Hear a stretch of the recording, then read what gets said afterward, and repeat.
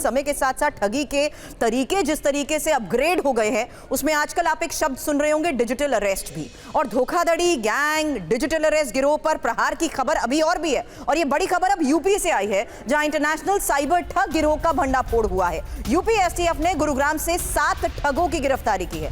Digital arrest कर सकते थे।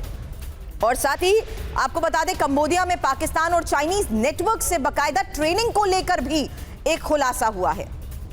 कैसे करते थे ये धोखाधड़ी? डिजिटल अरेस्ट के जरिए। यही एक और बड़ी खबर आपको बता रहे हैं। और 48 लाख की ठगी के बाद हरकत में जिस तरीके से एसटीएफ आई, पंकज सुरेला गिरोह का ये मास्टरमाइंड बताया जा रहा है। वर्चुअल प्राइवेट नेटवर्क का इस्तेमाल ये ठग करते हैं। वीपीएन एक शब्द आप रोजाना सुनते हैं डिजिटल अरेस्ट के इस मामले में, यानी वर्चुअल प्राइवेट नेटवर्क का इस्तेमाल करते हुए जिस तरीके से ये ठग ऑपरेट कर रहे थे, उसी को लेकर और बड़े खुलासे अब आपके सामने। क्योंकि इंफॉर्मेशन वॉल पर रुक करूंगी और यूपी एसटीएफ जिस तरीके से एक्टिव हुई, यूपी एसटीएफ ने जिस अंतरराष्ट्रीय साइबर ठगी गिरोह का ये भंडाफोड़ किया है, इस गिरोह तक यूपी एसटीएफ आखिर पहुंची कैसे?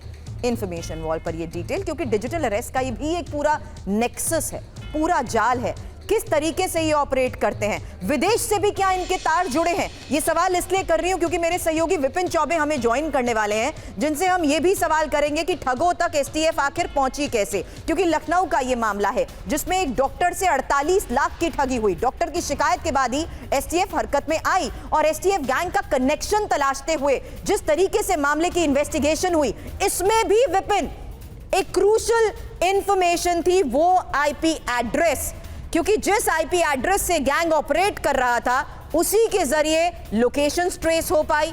अब जांच में क्या खुलासे हुए इस पूरे नेक्सस को लेकर?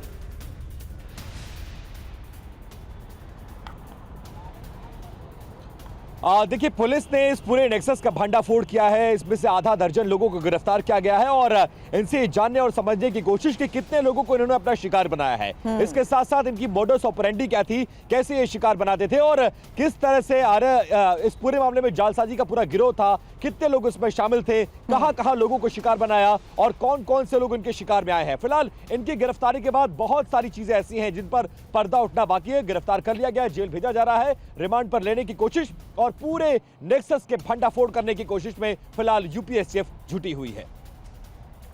चलिए विपिन, मामले की जांच पर नजर बनाए रखें, क्योंकि लोकेशन जिस तरीके से ट्रैक और ट्रेस की गई, उसमें एक और इंफॉर्मेशन जाते जाते, क्योंकि गुरुग्राम के एक होटल के बारे में इसमें पता लगा। 15 दिन तक टीम ने होटल में बकायदा टीम रेकी की और फिर इस गैंग के पूरे नेटवर्क का जिस तरीके से पता लगा, उसी बारे में बता रहे थे हमारे सहयोगी विपिन।